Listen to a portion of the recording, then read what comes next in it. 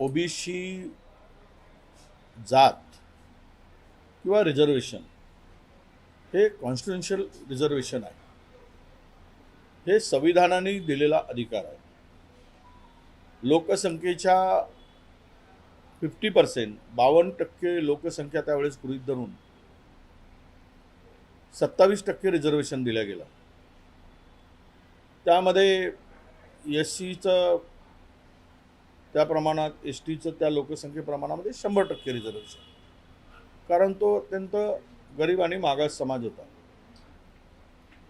आता जबरदस्तीनं हे जे काही चाललेलं आहे की आम्हाला सरसकट द्या, तर जरांगे पाटलांची इच्छा पूर्ण करण्यासाठी शासन झुकत आहे, प्रशासन झुकत आहे आणि त्यांची इच्छापूर्ती होत आहे. पण कायद्याच्या चौकटीत बसेल तर ते ओबीसी ठरतील. कायद्यामध्ये बसत असेल, नियमात बसत असेल तर ओबीसी ठरतील. प्रमाणपत्र देऊन उपयोग नाही, तर त्यांची व्हॅलिडिटी पाहिजे आणि व्हॅलिडिटीला 1950च्या पूर्वीचे पुरावे पाहिजे. त्यांच्या संपूर्ण कुटुंबाची हिस्ट्री पाहिजे. आता ही दिलेली, जबरदस्तीनं दिलेली जे काही प्रमाणपत्र आहे ते त्यामुळे या नियमात बसत नाहीत, म्हणून ते व्हॅलिडिटी होत नाही आहे. पर्यायानं कास्ट सर्टिफिकेटच्या आधारावर अनेकांनी तिकडे निवडणूक लढली, जिंकून आलेत, काही हरले असतील, त्यांचा वेळ गेला, सरकारचेही पैसे गेलेत आणि आज त्या जागा रिक्त व्हाव्या लागतील, रिक्त कराव्या लागतील स्थानिक स्वराज्य संस्थांमध्ये. आणि या जागा रिक्त झाल्या तर पुन्हा नव्यानं प्रक्रिया करावी लागेल. जसं नागपूर जिल्हा परिषदेमध्ये झालं होतं, तीच प्रक्रिया पुन्हा मराठवाड्यामध्ये या प्रमाणपत्राच्या रद्द झाल्यामुळे होईल. आणि मी खात्रीने सांगेल, जरांगे पाटील त्यांच्या समाजासाठी लढतायत, त्याबद्दल आमचा आक्षेप नाही. त्यांनी आपल्या समाजासाठी लढलं पाहिजे. पण ते अशा पद्धतीनं जर जात प्रमाणपत्र रद्द होत असतील, व्हॅलिडिटी मिळत नसेल, तर मग ते नियमबाह्य काम सरकारने का करावं, कशासाठी झुकून करावं, कोणाच्या दबावामुळे करावं, हे सरकारने ठरवलं पाहिजे. कायद्यापेक्षा कोणीही व्यक्ती मोठा नाही, संविधानापेक्षा कोणीही व्यक्ती मोठा नाही. त्यामुळे फडणवीस सरकारने कायद्याच्या चौकटीत राहून कार्यवाही करावी आणि प्रमाणपत्र द्यावेत, अशी आमची त्यांच्याकडे मागणी असणार आहे. पुण्यामध्ये माळशेज घाट मध्ये 1500 मेगावॉटचा एक वीज प्रकल्प होतोय, तो अदानीला देण्यात आलेला आहे आणि मग त्यामुळे मुरबाड असेल किंवा जुन्नर दोन्ही बाजूच्या तालुक्यात 89 गाव आहे ते बाधित होत आहेत, विरोध सुरू झाला. असं हे अदानी जिथे बोट ठेवेल तिथे तो प्रोजेक्ट उभा होईल. अदानी बोले मोदीजी चाले,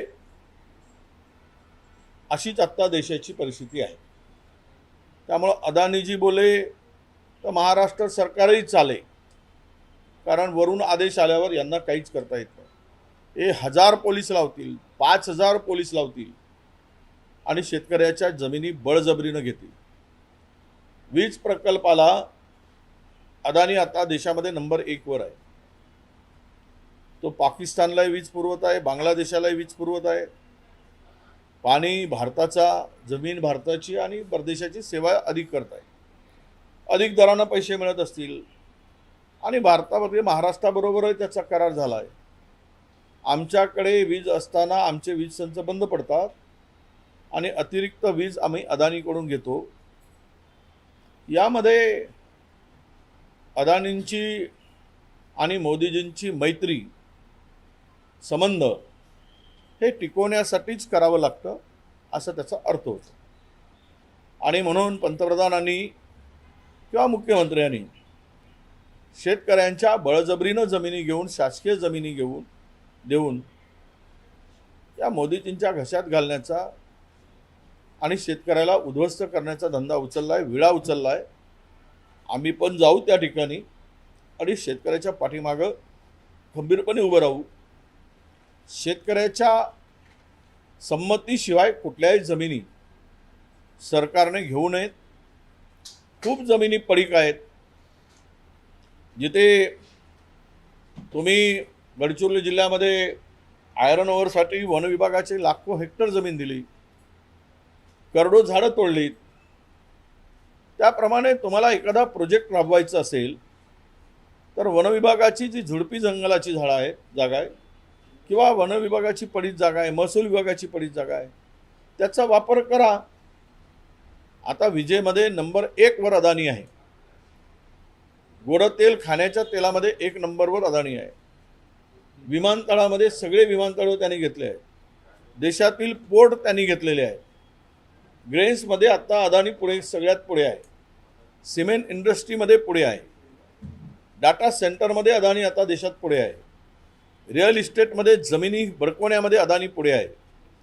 संपूर्ण अदानींनी बोट ठेवलं आणि ते अदानीला मिळालं नाही. महाराष्ट्रातील साधारणतः 7 ते 8 लाख कोटीच्या जमिनी अदानीच्या घशात घातल्या गेल्या आहेत. ते कवडी मोल दराने शेतकरी 100% नाही 500% कर्जमुक्त झाला असता. या देशातील कर्ज संपूर्ण फेडू शकलो असतो. कर्जमुक्त हा देश झाला असता. परंतु दुर्दैवानं या देशामध्ये, आपल्या राज्यामध्ये अदानीच्या सेवेसाठी आम्ही सेवेकरी अदानीचे म्हणून कारभार चालला आहे आणि यामध्ये लोकांचे हाल होत आहेत. लोकांचे हाल यासाठी होत आहेत, 13 तारखेला आता आदिवासी विभागाचे कंत्राटदार उपोषणाला बसत आहेत. आदिवासी आश्रमशाळेतील पोरं कोरोना काळापासूनचे जवळपास राज्यातील 980 आश्रमशाळा आहेत. त्याचे 600 कोटी रुपये देत नाहीत म्हणून त्या आश्रमशाळामध्ये मुलांना, आदिवासी मुलांना अन्न मिळेना असं झालं आहे. त्यांना अन्नधान्य मिळत नाही, जेवायला मिळत नाही. ही परिस्थिती राज्यावर आली आहे. 13,000 कोटी रुपये आदिवासी विभागाचे कंत्राटदारांना देणे आहे. थोडे कमी झाले इतर ठेकेदारांचे, पण तेही सुद्धा आता जवळपास 58,000 कोटी रुपये PWDचे ठेकेदारांना देणे. आणि आत्ता राज्य 10.5 लाख कोटीच्या कर्जात आहे.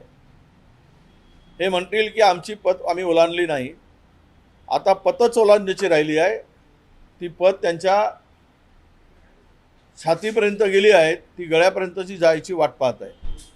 म्हणजे गळ्यापर्यंत गेली आहे, तोंडात जायची वाट पाहत आहेत ती पत. आणि मग राज्य उजाडल्यावर हे म्हणतील आमचा काय दोष आहे.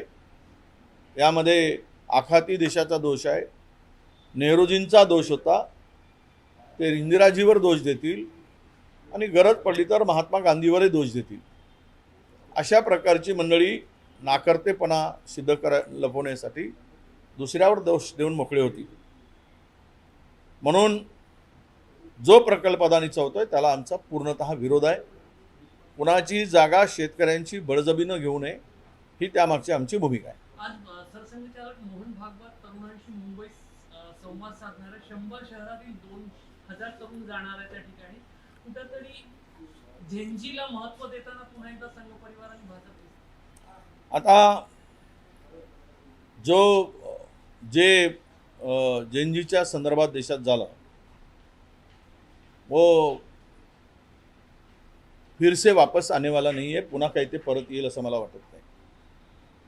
मोहन भागवतांच्याकडे काय आयडियोलॉजी आहे तरुणांसाठी, कुठला प्रोग्राम आहे, ते जाऊन संवाद देऊन सांगतील की तुम्ही उद्यापासून संघ शाखेत या, देशभक्तीचे डोस देतील आणि सांगतील की इथे जर आला तर तुमचं पोट भरेल. पोट त्यांचं भरणार नाही आहे, संघाच्या भरोशावर जे सत्तेत आले त्यांचं पोट भरणार आहे. पुन्हा एकदा या युवकांचा वापर सत्तेसाठी करण्यासाठी कदाचित सरसंघ चालकाची धडपड असेल. जी जे सध्याची स्थिती आहे भारतीय जनता पक्षाची, या देशातील युवा हा पूर्णतः या सरकारची ऐशी तैशी करतो आहे, या सरकारच्या विरुद्ध उभा ठाकला आहे. आणि म्हणून भारतीय जनता पक्षाच्या नेत्यांच्या पोरांना बोलवून दुसरे तर कोणी जाणार नाही आणि विद्यापीठावर सगळे संघाचीच माणसं बसवली आहेत.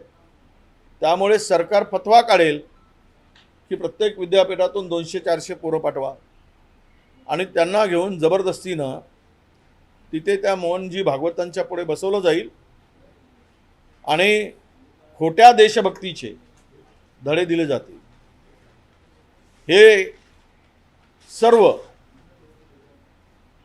मूर्ख बनवण्याचा नवीन नवीन उद्योग यांच्या डोक्यात शिजत असतो. त्यातून ही नवीन उपज आहे असं मी मानतो. काँग्रेसच्या ट्विटरवरून गुंगी गुडिया हे ट्विट करण्यात आलेलं होतं, ते हटवलं असं काँग्रेसकडून सांगण्यात आलं होतं, मात्र ते अजूनही हटवलं गेलेलं नसतं. नाही, गुंगी गुडिया हा ही शिवी आहे का? यांच्या अकलेचे दिवाळे निघाले पाहिजे. यांना काहीच कार्यक्रम नाही. हे यांची गोची झाली. अजितदादा गेल्यानंतर अजितदादांच्या विमानाचा जो अपघात झाला, साधा FIR होत नाही आणि हे यांच्या तोंडातून ब्र निघत नाही. अरे सत्तेचे भुके कंगाल तुम्ही, भिकारी, सत्तेसाठी मरणारे तुम्ही.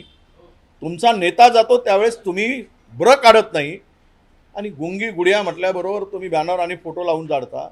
थोडीतरी लाज ठेवा. गुंगी गुडिया हा शब्द, आपण लहान मुलगी जर कमी बोलली तर आपण गुंगी गुडिया म्हणतो. इंदिराजींना सुद्धा गुंगी गुडिया म्हटलंय, राम मनोहर लोहियांनी. कोणी बोलला नाही त्या संदर्भात. ही काय शिवी आहे? अपमान आहे. त्यांनी अधिक बोलावं आणि प्रभावीपणे काम करावं.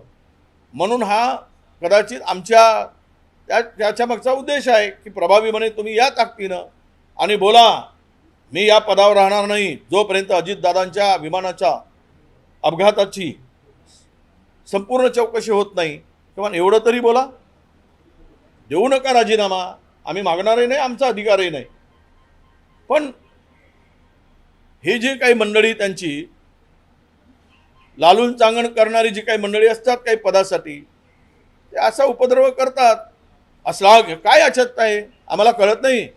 अरे जे सेंगरची जलातून निघाल्यावर मिरवणूक काढतात बलात्काराची, तो माजी आमदारांची बलात्काराच्या आरोपीची, त्यांनी सांगावं आम्हाला महिलांच्या सन्मानाच्या संदर्भात.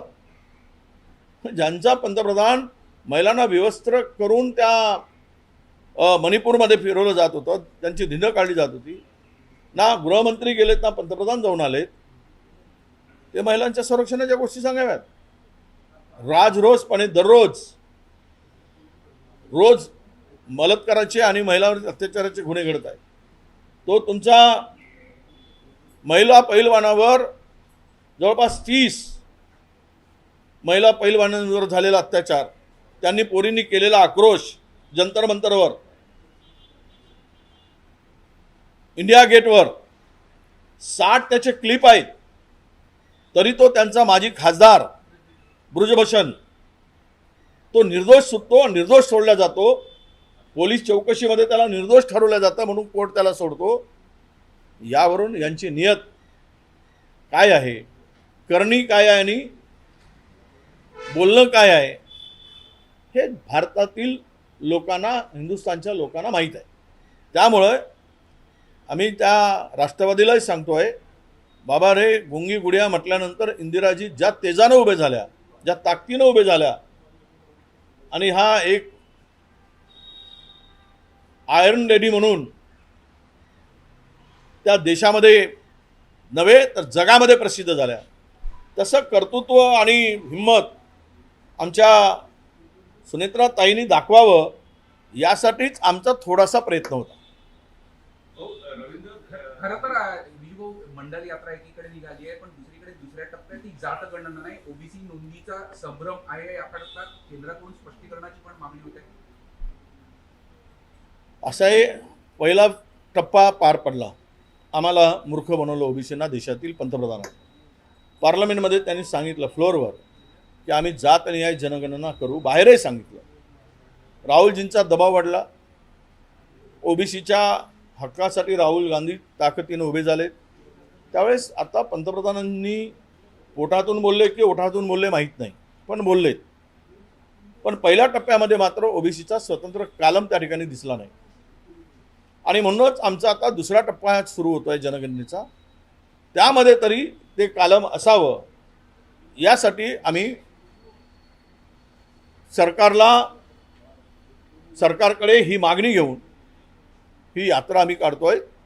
आणि सरकारच्याकडे, गव्हर्नमेंटकडे किंवा मोदी सरकारकडे आमची ही मागणी असणार आहे की तुम्ही काहीही करून तुम्ही दिलेला शब्द, तसे तुम्ही खूप शब्द देता पण पाळत नाही, पण किमान ओबीसीचा शब्द तरी पाळावा अशी त्यांच्याकडे आमची मागणी असणार.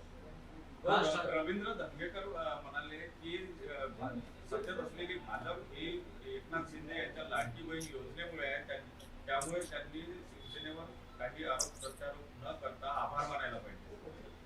असं आहे, भारतीय जनता पक्षाचे दिवस जे फुललेत, आमच्या सरकारच्या जर गेलं नसतं आणि एकनाथजी शिंदेनी जर शिवसेना फोडली नसती आणि सरकार भारतीय जनता पक्षाबरोबर स्थापन केले नसते, तर आज भारतीय जनता पक्षाचे 40-50च्या पलीकडे आमदार राहिले नसते. धनगेकरांच्या बोलण्यात दम आहे, ते सत्य बोलत आहे. त्यावेळेस एकनाथ शिंदेनी तिजोरी खाली करून महाराष्ट्रातील जनतेला वाटलं, ते मग लाडकी बहीण योजना असेल, मुख्यमंत्री प्रशिक्षण युवा योजना असेल, तीर्थयात्रा काढली आणि जो येईल त्याला मुक्त हस्ते तिजोरी खुली केली. त्यामुळं भारतीय जनता पक्षाचे दिवस चांगले आले. नाही तर महाराष्ट्रामध्ये सत्ता गेली नसती, तर मात्र आज भारतीय जनता पक्ष सत्तेत नसती, हे त्यांचं म्हणण्याला नक्की आधार आहे. राष्ट्रीय ओबीसी महासंघाकडून एक वक्तव्य करण्यात आलेलं आहे की आता काही ओबीसीचे नेते तयार होत आहेत, जे नेते जय ओबीसी सुद्धा बोलत नाही. माहीत नाही त्यांना कोणाला म्हणायचं आहे, पण जय ओबीसी म्हणून सरकारच्या भरोश्यावर बिल्डिंगा बांधणारे जे आहेत आणि सरकारचं धन घेऊन जर जय ओबीसी म्हणत असतील तर त्यांना आमच्या शुभेच्छा आहेत. बँगलोरला गेल्या बँगलोरला राष्ट्रीय ओबीसी महासंघाचं अधिवेशन आहे, तर तुमची अनुपस्थिती आहे? नाही, ते आम्ही सरकारचं लालून चांगण करायसाठी महाराष्ट्राच्या ओबीसी मेळावे देशात कुठे होत असतील तरी मी यापुढे जाणार नाही. काही मागायची ठोस भूमिका असेल तर त्या मेळाव्यात मी पक्षाचा संबंध न ठेवता जाईल. थँक्यू. चंद्रपूर राडा झाला, चंद्रपूरमध्ये स्वीकृत नगरसेवकाच्या प्रश्नावरून तुमच्या महानगरपालिकेत काय? नाही, मला माहिती घेऊन सांग. ब्रह्मपुरीमध्ये इथेनॉल निर्मितीचं जे पाणी आहे ते सोडून त्रास आहे का? तुम्ही इथेनॉल निर्मिती क्षेत्रात आहात, इथेनॉलच्या कारखान्यांमुळे जे प्रदूषण होतं त्याचा उपाय काय? नाही, असं आहे, ते गावाच्या जवळ ते प्रोजेक्ट आहे आणि त्यामुळे तिथून दूषित पाण्यासंदर्भात मी पर्यावरण विभागाच्या अधिकाऱ्यांशी बोललो आहे, त्यांना तिकडे पाठवलं आहे. लोकांना खूप त्रास होत आहे, त्याची घाण वास येत आहे, मच्छराचा, माशांचा खूप प्रादुर्भाव वाढला, त्यामुळे बिमारी वाढण्याची शक्यता आहे. गावालगत तो प्रोजेक्ट आहे, गावातून मधामध्ये एक नाला आहे आणि त्या नाल्याला जर पाणी सोडलं जातं तर ते नाल्यात पाणी न सोडता त्याचं शुद्धीकरण केलं पाहिजे. ते फिल्टर पॅन लावा किंवा STB लावा, काय करायचं ते करा, परंतु ते मी अधिकाऱ्यांना पाठवलं आहे. माझ्या मतदारसंघातला प्रश्न आहे, हे जो कोणी करत असेल त्याच्यावर कारवाई व्हावी यासाठी मी अधिकाऱ्यांना सांगितलं.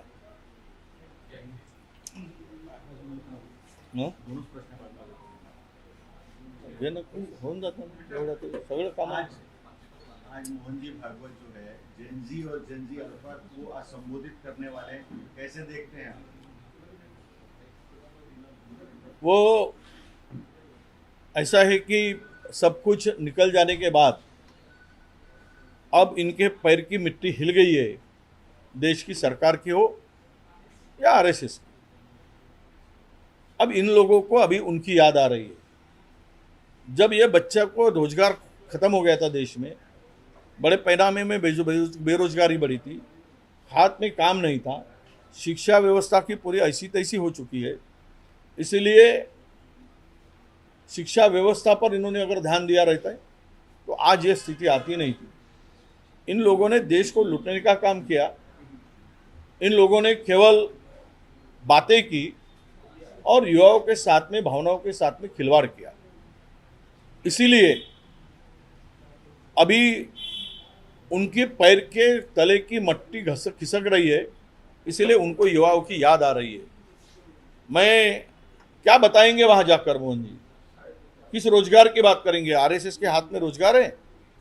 अरे जो सरकारें इतने साल से बैठी है, उन्होंने रोजगार निर्मित के लिए, बच्चों के साथ में न्याय करने के लिए, हर कोई पेपर लीक हो रहा है पूरे हिंदुस्तान में, तब कुछ किया नहीं। अब ये भारतीय जनता पक्ष के नेताओं को बुलाकर ये लोग थोड़ा करेंगे, नेताओं के बच्चों को बुलाकर। अब क्या बताएंगे वहां पे?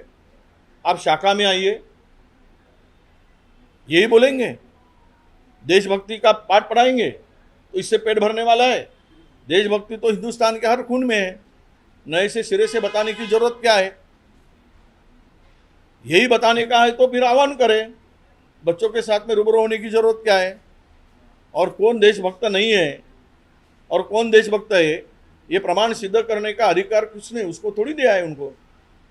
जो अंग्रेजों के, इनके विचारधारा के लोग, पूर्वज अंग्रेजों के साथ में थे, इस देश के आज़ादी के विरोध में थे, वो लोग हमें बताएंगे आज़ादी और अपने देशभक्ति क्या होती है, राष्ट्र प्रेम क्या होता है। ये बताने के लिए हिंदू मुस्लिम करते रहो, ये बताते रहो, झूठा गुणगान गाते रहो। अब युवाओं को समझ में आया है कि ये सरकार, मोदी सरकार, ये हमारे भविष्य को दुरुस्त नहीं कर सकती। हमारे भविष्य के लिए ये सरकार हटाना ही जरूरी है। ये युवाओं की मानसिकता बैठी है, बनी है, इसलिए ये कुछ भी कहे तो कोई परिणाम होने वाला नहीं है।